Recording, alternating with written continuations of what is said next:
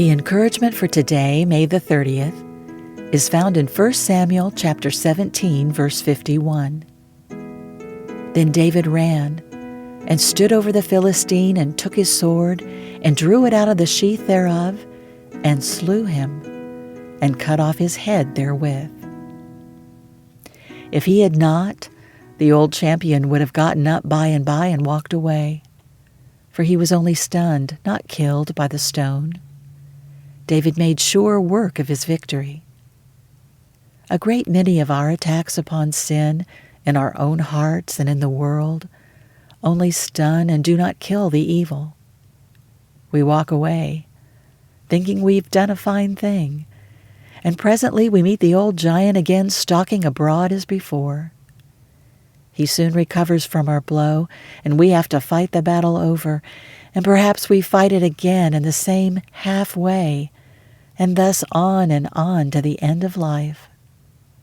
Most of us have had just such experience as this with our own lusts and passions. We overcome them very often and think each time that we're through with them, but soon again they are active as ever.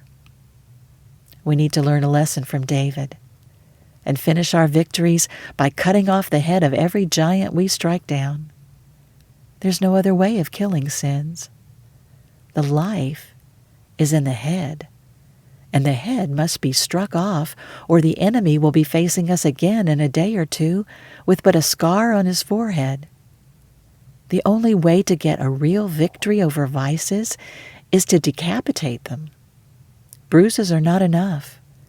There must be thorough work done in the name of the Lord. Halfway measures will not avail.